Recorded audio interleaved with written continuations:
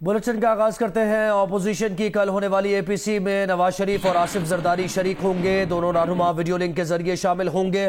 حکومت مخالف اپوزیشن اتحاد کی آل پارٹیز کانفرنس کی میزبانی پیپلز پارٹی کرے گی۔ اسلام آباد میں ہونے والی اس بیٹھک سے نواز شریف بھی خطاب کریں گے۔ مولانا فضل الرحمان کی قیادت میں جے یو آئی فے کا وفد شریک ہوگا۔ جماعت اسلامی نے اے پی سی میں شرکت سے انکار کیا ہے۔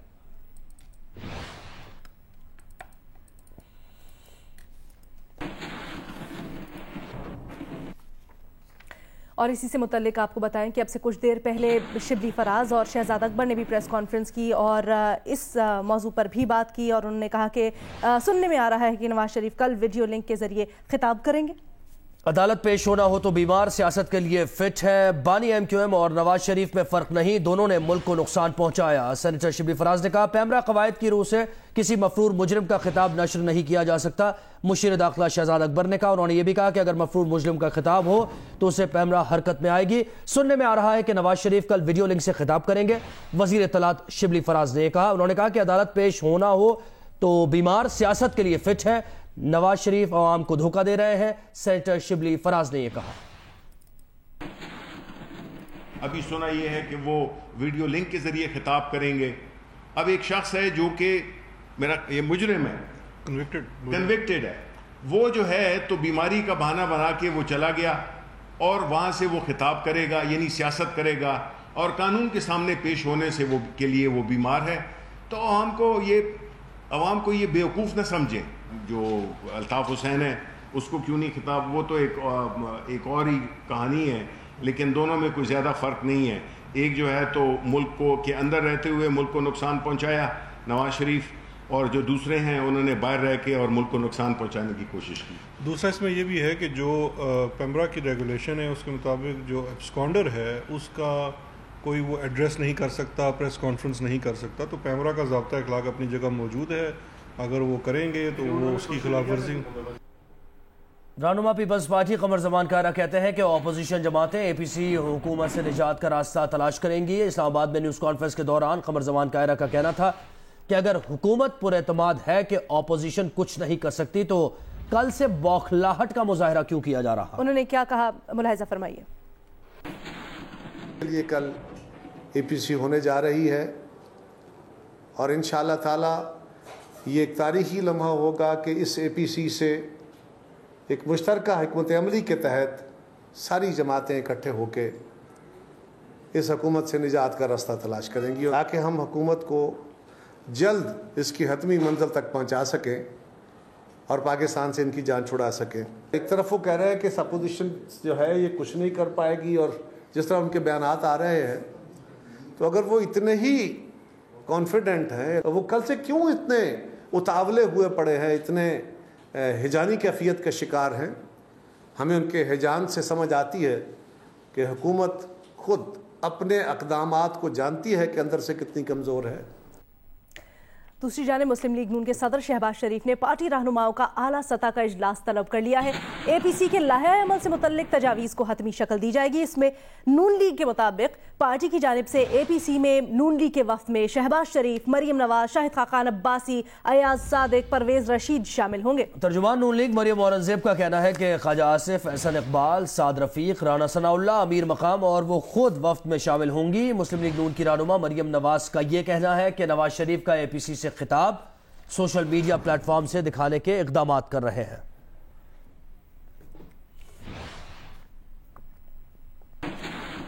ادھر مریم نواز کو جواب دیتے ہوئے شہباز گل نے کہا کہ سوشل میڈیا پر بھی مجرم ہی رہتا ہے اور مفرور ہی۔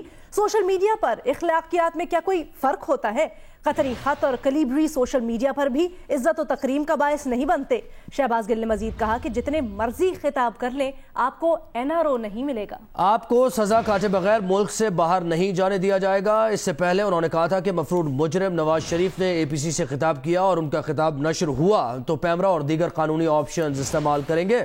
وزیر اعظم کے معاون خصوصی شہباز گل نے یہ بیان دیا، کہا یہ کس طرح ممکن ہے کہ ایک مفرور مجرم سیاسی سرگرمیاں کرے اور بھاشن دے؟ شریف خاندان جھوٹ کے علاوہ کچھ نہیں بول سکتا۔ شریف خاندان کے اتنے جھوٹ ہیں کہ یہ لوگ بیماری پر بھی جھوٹ بولتے ہیں۔ سینیٹر فیصل جاوید نے کہا کہ ان سب کو اکٹھا ہونا چاہیے، یہ ایک ساتھ ہی اچھے لگتے ہیں، ایک جیسے جو ہیں، ایک جیسے طرز حکومت، ایک جیسا طریقہ واردات، ایک جیسی کرپشن، ایک جیسی منی لانڈرنگ، ایک جیسے بیرون ملک اثاثے، اور سب عمران خان سے این آر او کے متلاشی۔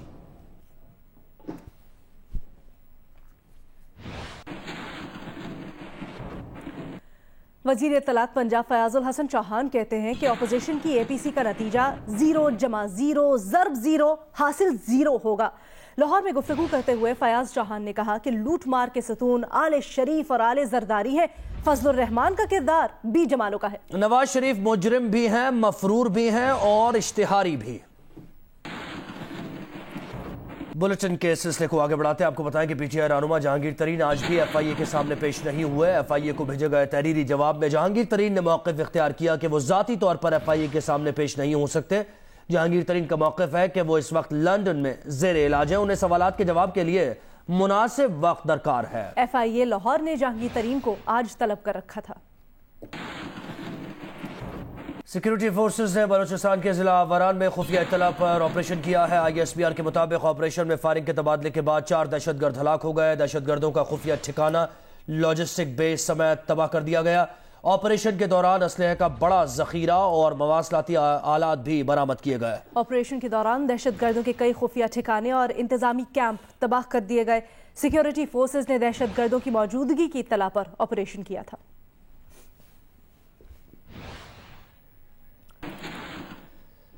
کراچی میں سچل تھانے کی حدود میں سرچ آپریشن کے دوران 2 لانچنگ پیڈز اور 4 راکٹ لانچرز برآمد کیے گئے ہیں۔ مزید تفصیلات جانتے ہیں ہمارے نمائندے طلحہ ہاشمی سے۔ طلحہ، کارروائی سے متعلق اپڈیٹ کیجیے گا۔ دیکھیں، مدینہ کالونی ہے سچل گوٹ میں، یہاں پہ ایک اطلاع ملی تھی جس پر پولیس نے یہاں پہ آپریشن کیا ہے، تو اس میں 4 جو راکٹ لانچرز ہیں وہ ملے ہیں، اور جو 2 پیڈز ہیں جن کو 4 راکٹس ملے ہیں اور 2 راکٹ لانچرز ملے ہیں جنہیں پیڈز بھی کہا جاتا ہے۔ اس پر جو میری پولیس افسران سے بات ہوئی وہ بتاتے ہیں کہ 2 یہ کھلے ہوئے ہیں جو راکٹس ہیں اور 2 بند ہیں۔ یہ اطلاع پر کارروائی کی گئی تھی، ان کو ڈیفیوز کر دیا گیا ہے، بام ڈسپوزل اسکواڈ نے انہیں ڈیفیوز کیا گیا اور انہیں سیف اور سیکیور کر کے ایک جگہ پر منتقل کر دیا گیا۔ جو حکام ہے وہ بتاتے ہیں کہ کسی دہشت گردی کے لیے اس کے یہاں پہ چھپایا گیا تھا، کوئی گرفتاری نہیں ہوئی ہے، مزید تفتیش اس میں کی جا رہی ہے۔ بڑی کارروائی یہ عمل میں آئی ہے۔ بہت شکریہ طلحہ ہاشمی۔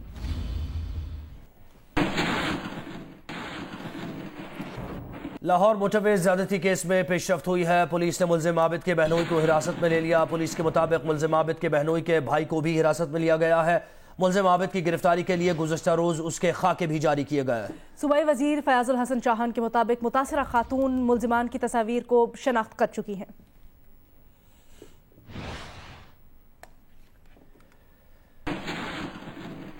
لاہور ہائی کورٹ نے جنس تبدیل کر کے شادی کرنے والے جوڑے کے مقدمے کا تحریری فیصلہ جاری کر دیا۔ فیصلے میں کہا گیا ہے کہ لڑکی اپنی مرضی سے جہاں چاہے جا سکتی ہے۔ عدالت نے لڑکی سے لڑکا بن کر شادی کرنے والے دلہا کا نام بھی ای سی ایل سے نکالنے کا حکم دے دیا۔ لاہور ہائی کورٹ کے جسٹس صادق محمود خرم نے 13 صفحات پر مشتمل فیصلہ جاری کیا۔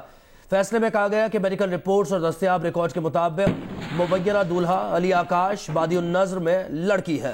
نیہا علی نے اپنے بیان میں تصدیق کی کہ آکاش علی سے مرضی سے شادی کی۔ عدالت نے تمام شہریوں کے حقوق اور آزادی کی ضامن ہے۔ نیہا علی کی والد اور والدہ سے ملاقات ہوگی۔ نیہا کو این جی او کے حوالے کرنے کی درخواست مسترد کی جاتی ہے۔ عدالت نے علی آکاش کا بلاک کیا گیا شناختی کارڈ بھی بحال کرنے کا حکم دے دیا اور درخواستیں نمٹا دی۔ Chairman CPEC authority lieutenant general retired Asim Saleem Bajwa کہتے ہیں کہ جلد لاہور میں اورنج لائن ٹرین کا افتتاح کر دیا جائے گا۔ اپنے ایک بیان میں چیئرمین اتھارٹی کا کہنا تھا کہ مشکل معاملات حل کر لیں گے۔ اورنج ٹرین کے کرایہ کا تعین بھی کر لیا گیا ہے۔ اورنج لائن ٹرین کا ٹرائل رن شروع کر دیا گیا ہے، یہ بھی بتایا۔ ساتھ ہی ساتھ انہوں نے کہا کہ آپریشنز اور مینٹیننس کا کام تفویض کر دیا گیا ہے۔ اورنج ٹرین کے لیے سٹاف کی بھرتیاں جاری ہیں۔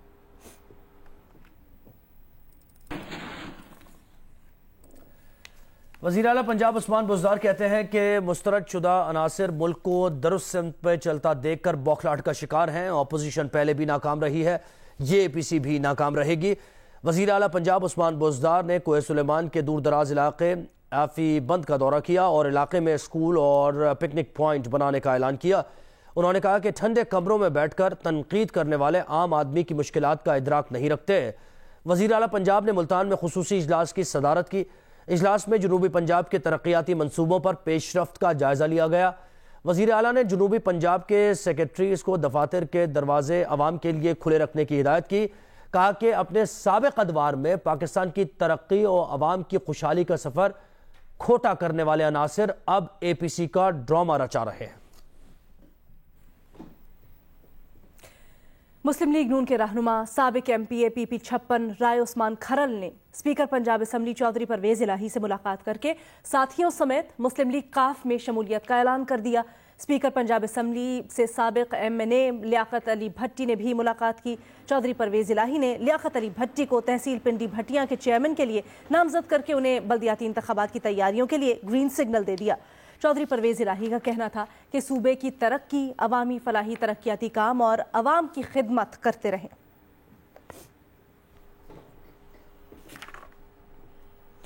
غلطی سے مسٹیک ہو گئی، گیس بحران پر وزیر اعظم اور وزراء پر گرجنے برسنے والے فردوس شمیم نقوی نے معافی مانگ لی۔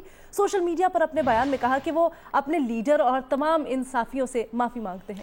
ان کے کہنے کا مطلب تھا کہ وہ وزیر اعظم سے وزیر توانائی اور سوئی سدرن گیس کمپنی کے بارے میں شکایت کریں گے۔ فردوس شمیم نقوی نے گزشتہ روز وزیر اعظم کو مخاطب کرتے ہوئے کہا تھا کہ کچھ شرم ہوتی ہے، کچھ حیا ہوتی ہے۔ ضلع سانگڑ میں سیلاب میں گھرے بچے نے بلاول بھٹو زرداری سے مدد کی اپیل کی ہے۔ سوشل میڈیا پر وائرل ہونے والی ویڈیو میں ایک بچہ اپنے مرغے کے مرنے سے بے حال ہے اور یہ اپیل کر رہا ہے کہ بلاول آؤ اور یہاں سے یہ گندا پانی نکلواؤ۔ یہ گندا پانی سے اس کا مرغا بھی مر گیا ہے، یہ پانی وہ پیے گا تو وہ بھی مر جائے گا۔